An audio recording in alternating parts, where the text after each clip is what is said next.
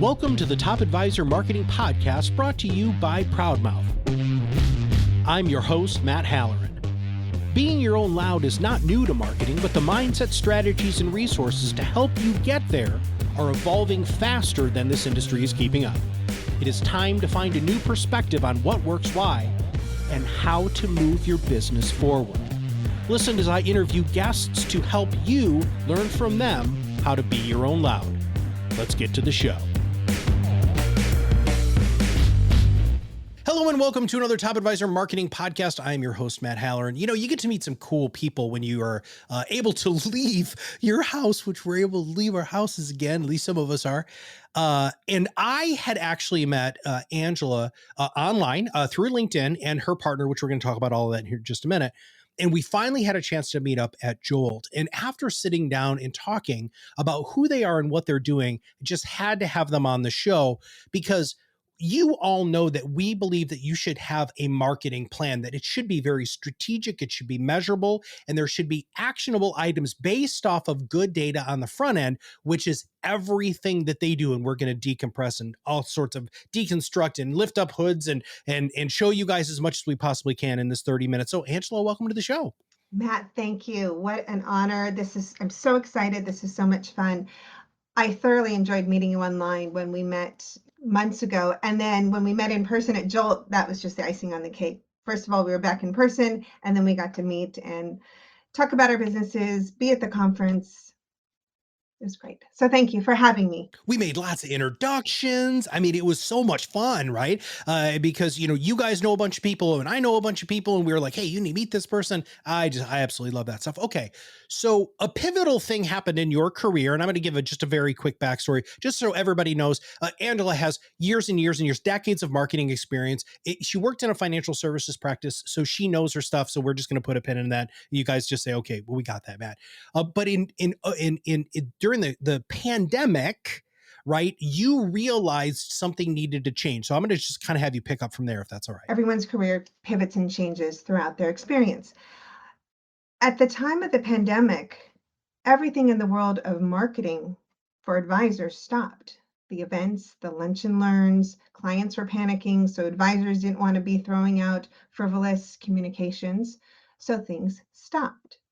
Then my advisors that I worked with started to hear about virtual events. Meanwhile, I started doing my homework way before they came to me wanting to do virtual events. So we started adding some virtual events into the mix, and they became more comfortable communicating with their clients. Clients wanted to attend. Then we started bringing back in the written communications to digital communications. But that was only good for a couple months. Then when we realized the pandemic and everyone's way of life has changed, they wanted to know what to do. They said, Angela, we know we need a marketing plan to really have a path for the next 3 months, 6 months, 12 months. We don't know how we're going to live like this. What do we do? How do we do that? We obviously can't go back to the way we were doing it, the way our coaches told us to do it. You know, the symposium is in January, the Valentine's event is in February. We know that's really doesn't sound right. Our clients need something more. What should we do? So it was at this point that I had met a woman by the name of Elise Stoner with Fresh Perspective Consulting, and her whole focus is event strategy. So during this whole beginning time of the pandemic, we were brainstorming. And when I was starting to receive questions from my advisors, I had already known Elise for a year and a half now. I said to her, you know, I'm getting these questions. Do you think that the model you've developed for event strategy would have a place to help solve this problem? Advisors don't want to spend the dollars that they were spending on big events and having no return on them. We threw some great parties. We threw thousands and thousands of dollars of client appreciation, wine tasting, you name it. It was great. But did they get a new client from it? Probably not. Do they know if they got a new client from it? Probably not. Did their team do follow-up? No. So again, it was putting all the pieces together. I brought her in on a couple of projects because my clients needed more, And I felt this was a good stepping stone. And it worked. We brought in strategic analysis to small events, virtual events at the time. Again, this was the very beginning of the pandemic. And there were success measurables. There was, they knew who was coming. They knew who was bringing new guests. They were able to follow up with those new guests. So it was a success. And then we were asked to do a marketing plan. And then it all fit. So we developed together custom strategic marketing plans for advisors. And we have a proprietary 3-phase process that really digs into all that analysis and the data, creating a 12-month marketing plan on the back end. Now, my favorite thing about your process, this the 3-part process, is most people start at part 2.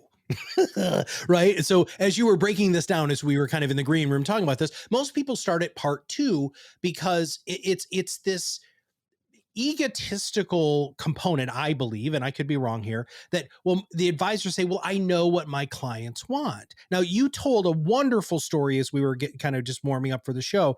Can you tell the story about the research that you did with that one lady that she was so surprised about? Oh my gosh. We have a client who, when we have our pre-call before we go into the program and the analyses, and we kind of ask, what are your clients like? What do they do? Where do they live? Where do they get their news? And when I say live, I mean Facebook, um, Instagram, internet, not internet, where do they live? Where do they get their news? And we were talking about texting. And she goes, no, my clients don't text. I don't text them. They don't want to be texted. Okay, great. We still include a series of questions about texting. All of her ideal clients preferred to receive major news and event information, not just confirming an appointment tomorrow at 4. It was, they wanted their economic updates. They wanted economy update, or if the market is down, they want the update. They want it via text. And it wasn't just one, it was all of them. It blew us away. And it just proved that to replicate your ideal clients, we need to talk to your ideal clients, not assume what you think your ideal clients are going to want. It's like asking your spouse, saying, oh, I thought you'd like steak for dinner. Well, you didn't ask them if they wanted steak. You just assumed they like steak. And they said, no, I really don't want that tonight. That's one of those things, and I've talked a lot about this on the show.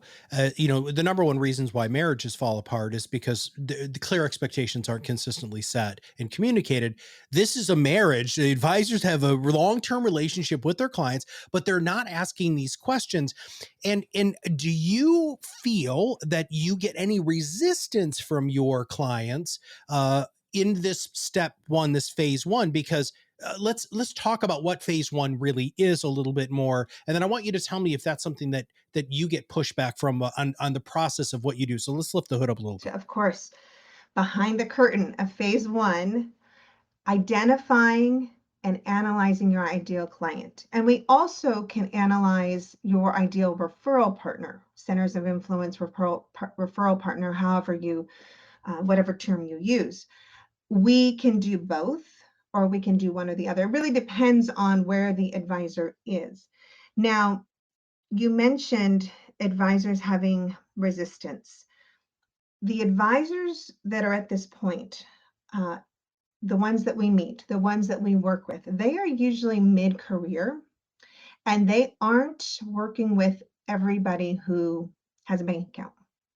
They are mid-career. They only really want to work with the clients they want to work with. They don't want the hard little clients or the clients they don't like. They have learned what people work with their personalities and work with their businesses. So when we bring this all up to them, they're like, where do I sign up? They don't know what they don't know. And a lot of times I've just found that that was fear, right? So I remember many, many, many years ago when we were talking about advisory boards or advisory councils, and so many of my clients were terrified to do it because they were afraid of what their clients were going to say. But I love how you're positioning this. And I love that this is step number one of three steps, right? If you don't really know where your clients live, what sort of stuff they consume, what they want, where they, what they want from you, and having that objective third party, you and your partner, have these conversations, I just think that's absolutely powerful and fantastic. Thank you. And one of the first questions we get is this okay? Is it compliance approved? Well, it is. First of all, we look to the advisor to make the introduction, and we actually have the introduction copy, whether you wanted to email it or they wanted to get on the phone. And it's just letting them know I'm taking my practice to the next step, and I'm looking at a marketing plan and custom strategic marketing plans for wealth advisors talks to my ideal clients, and the clients actually are flattered because they're chosen as an ideal client. They love it.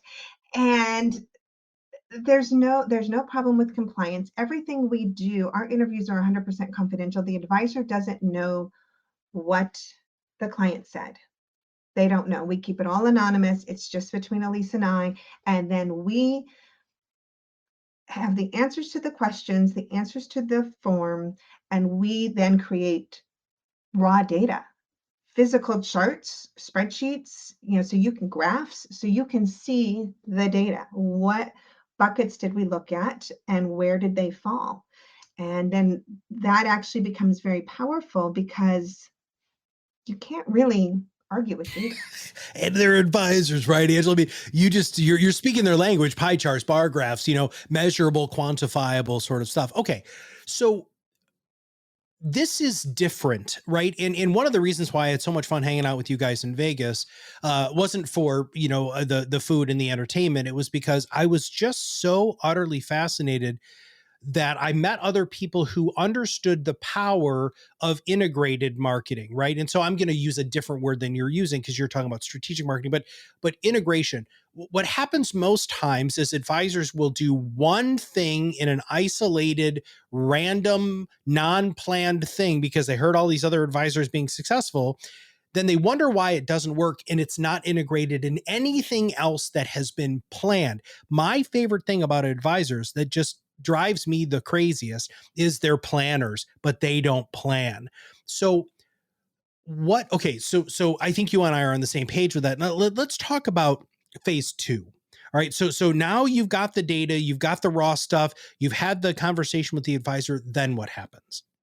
So after phase one, and we reconvene with the advisor, and we've shown them the data we collected from usually at least six ideal clients or six referral partners, and we don't mix and match. So we're either doing the analysis on the ideal clients or ideal referral partners, COIs, at least six of them. So then we look and we answer questions.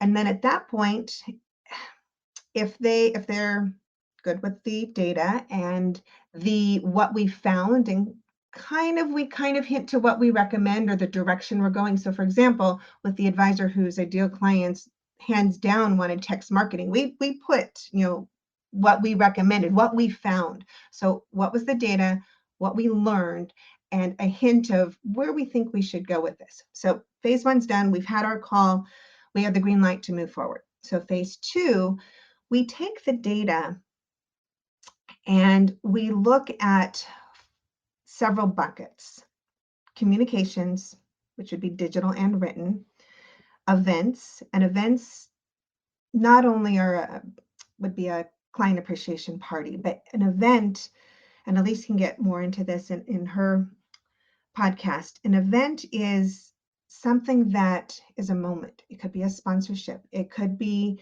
a mailing. It could be something you've done with a podcast. It's an event. This is an event that we're doing right now. So it's not your typical wine and cheese pairing party. So we look at communications, we look at events, we look at public relations, and we look at philanthropy. Depending on the advisor and depending on things we've discussed in our pre-call, our phase one call, they may not be a candidate for a certain tactic. So maybe public relations, we don't feel we should go there, or maybe we're not, maybe depending on the plan we're creating, maybe we're only looking at 2 channels.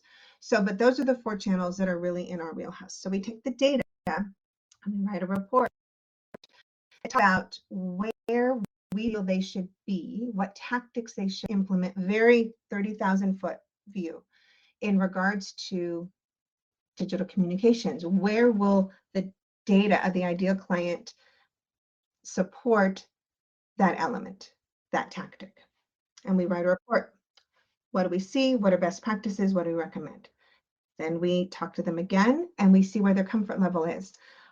Perhaps they're just not into philanthropy, or perhaps they just don't want to do like a fun run or a food drive. That's just not their thing, but they are philanthropic in their own way. So we take their, because if they're not comfortable doing something, they're not going to do it.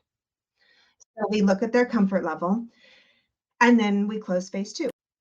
Then we go to phase three, which is creating this marketing plan, a 12-month marketing plan, where we alluded to in the 30,000 foot report in each bucket. Then we start layering. So for example, let's say we recommend social media posts and we recommend a certain platform. Then we lay out the calendar physically, columns for January, February, March. We go down the list and we put where we think that tactic should be and give some best practices. We talk about what we feel their measurables should be. And we also then talk about who should be responsible. Is it somebody on their team? Is it somebody they outsource? I mean, not every advisor has a podcast professional sitting right next to them. So that's where ProudMath comes in. We would say, we recommend you doing podcasts or being a part of someone else's podcast. This is who the point person should be. So it's not very granular, but it's not 30,000 foot. So basically they can take the plan and it's a roadmap, and their team or themselves can look at it and then say, okay, well, January, I want to have an investment symposium. The target market's going to be my clients and my prospects and maybe my referral partners. And Jenny is going to be the point person in the office to make that happen. So that's the full process, and phase through is their Okay, 12 month. so that's all well and good. And one of the other things that I loved about what you and Elise have created is, I mean, come on, you did all this great work, and they've got a roadmap. But advisors, they're going to chase the next shiny object, right? I mean, so you have another layer, phase four necessarily. But let's talk about the implementation part that you guys can offer. Absolutely. So there is a phase four. Sometimes we include it in our initial proposal and plan, depending on the structure of the advisory firm. And sometimes we wait and we propose it as a separate entity when we've are getting close to phase three. It really depends on if there's a whole team, if there's one person, if there was one person and they're in limbo looking for that new next person. But what phase four looks like is we can create the marketing plan and turn it over. But this will date me. A long, long time ago, I worked in advertising agencies when we printed brochures. This is before my advisory firm experience. We printed brochures and the nurse practitioner or the receptionist, they would stick them in a closet because they didn't want one more thing to do. And the brochures were never used. So surprisingly and shockingly, when I was at the advertising agency, we started an implementation department. That was way back then. So it's the same concept. We can turn it over if we feel confident that their team can actually implement it.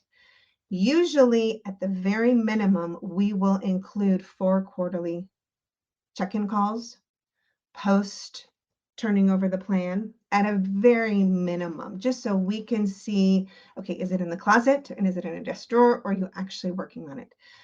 But typically where the advisors need help is they have somebody who is in charge of marketing, but they're also in charge of operations and HR and client paperwork, everything else. So they need a little coaching. So I've been doing advisor marketing for decades, and I know the questions to ask when you're booking a venue. I know the questions to ask when you're talking to a wholesaler who possibly can fund the event. So we offer coaching, and we usually will offer it in packages, 10 calls, 12 calls, 24 calls. So it could work out to a coaching call a month. It could be two a month, but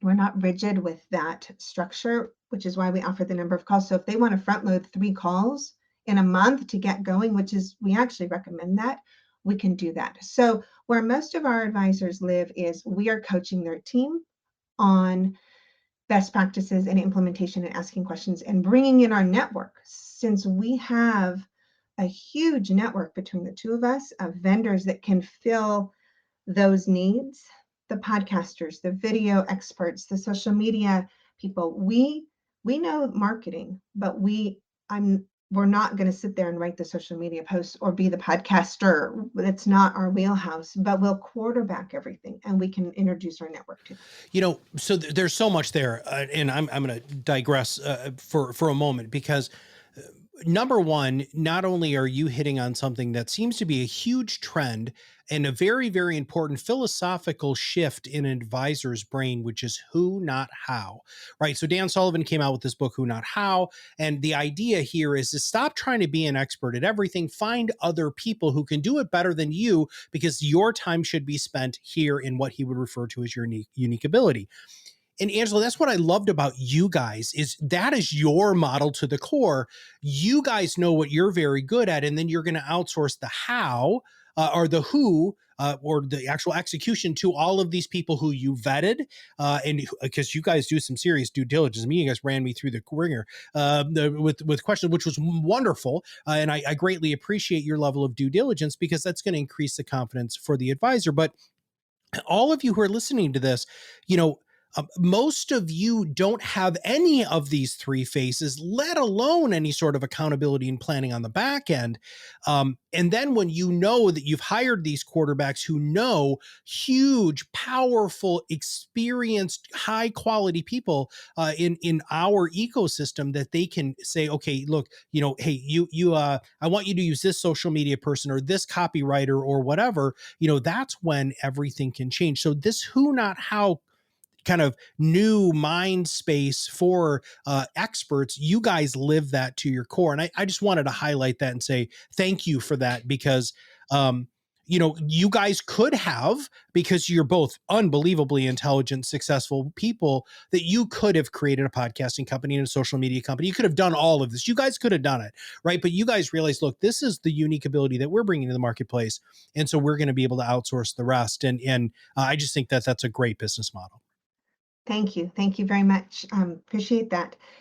One, I don't want to exclude the advisor who really does want to do marketing, but they don't have a team. And maybe their one person really can't take on marketing because she or he is doing all the paperwork, and it's just not a possibility. But they know it's out there. They have an affinity to it. That's where we can come in as the experts, not only to quarterback it, but we can handle it all. We can handle all the implementation from A to Z. Most of the advisors live in the middle tier where we coach their team. And then some of them actually move to us implementing it because their team's getting too Yeah, overloaded. their team's like, So, uncle, uncle, uncle. Yeah. so I don't want to exclude the advisor who um, doesn't have a team, doesn't plan to have a team, or just has one person, or maybe it's a spouse helping them. But they see everything out there and they want to put it all together. So we absolutely, between the two of us, can come in as their outsourced marketing team. And you hit on a great point. It is the advisor who has an affinity for marketing. It's an advisor who isn't afraid to outsource, that is our ideal client, and this works the best for them. And it works unbelievable, right? And that was our whole business model. And in fact, you and I were talking about that, before we hit record today.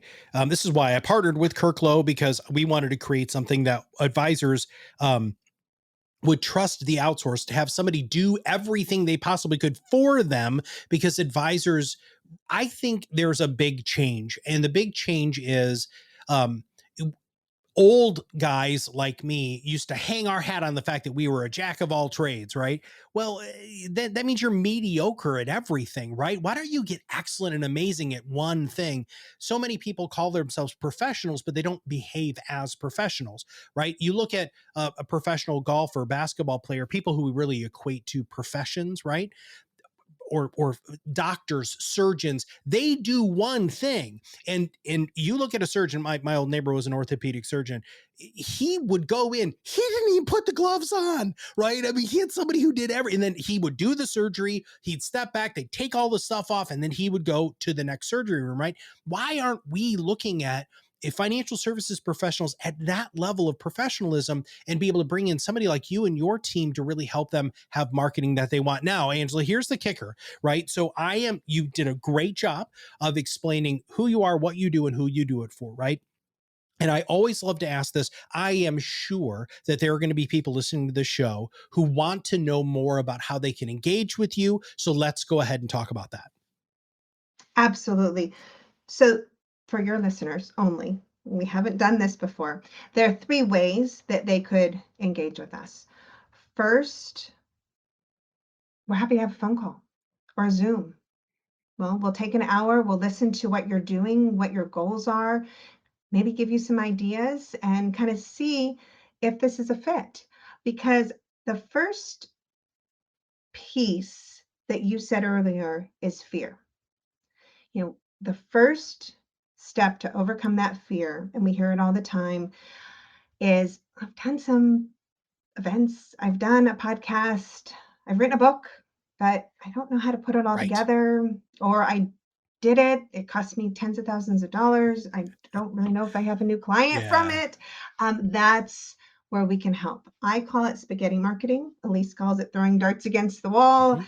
Um, whatever you want to call it, it's listening and figuring out how we can streamline it. So my Zoom is open, our phones are open. We're happy to have a complimentary discussion on what you're doing. And some advisors, when we have these discussions, they may actually need to get their standard operating procedures in place. Mhm. They may need to hire an assistant. They may need to have some coaching before they can even consider a plan. And we'll tell them that. So we'll look at all the pieces. So that's the first thing we can offer.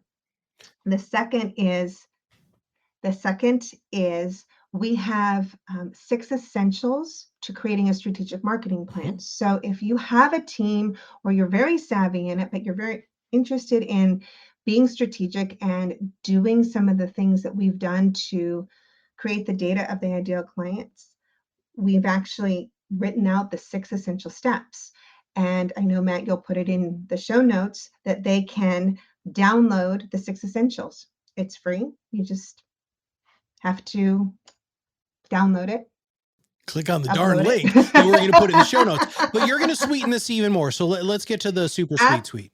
Absolutely. So Elise and I created a mini program, phase one of our custom strategic marketing for wealth advisors. We decided we're going to take phase one, the ideal client and or the ideal referral partner, one or the other, analysis, and offer it to your listeners.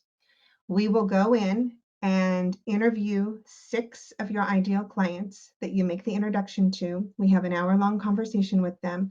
We find out where they live, quote unquote. Where are they getting their news? What social media are they on? What are their demographics, their psychographics, all of that. If they go to a country club, and we'll take the data and we'll create a report. We'll have the bar charts and the graphs, and it'll all be anonymous. So you won't know what each individual client said. And then we present you the report and we have the conversation with you. And then you will have that data to take to your team, to integrate into your marketing, And we will do that just for your listeners, Matt. Gotcha. And we'll make sure that, so the big thing is there's two things. Number one, all of those links will be in the show notes and you guys can find out more about that. Number two, please connect with Angela and Elise on LinkedIn. They're active. They're really good with DMs. That's a great way to communicate and also to see where they are, what they're doing and what they're thinking. And I wish I knew that you guys, in fundamentally, you actually didn't exist when I was still a coach, but how wonderful would it have been for you as a financial services professional to understand that you can hire somebody to create the plan that all of you are missing. You guys are missing this, right? We've talked about the importance of having a plan. You talk about the importance of having a plan as an advisor. This is the way to actually create a plan. And you all know when you have a plan created, you can follow the plan and implement the plan. And that's where change happens. This spaghetti, darts, whatever you want to call it, shiny object stuff that most of you are doing. Listen, everybody, you got to just stop it. Stop it, right? You have to recenter, refocus with good analysis and data, create a plan. You guys should be saying, wow, Matt, that sounds really familiar. Like I say that in my client meetings all the time. Yeah, you do, right? And then you review the plan with your clients and make adjustments accordingly based off of the data and the research, which is what Angela and Elise's team does. So Angela, thank you so much for being on the show. Thank you so much for what you're doing for advisors. We really, really appreciate it. And you were an absolutely fantastic guest. And thank you for teaching everybody so much today. My pleasure, Matt. This has been so much fun. I love getting the word out. And thank you for having me on your podcast. If you guys haven't subscribed to the show, make sure that you do. If you have not given us a rating or review on any of the players, please do. That would be also awesome. We're going to have all of the links that Angela was talking about in our show notes.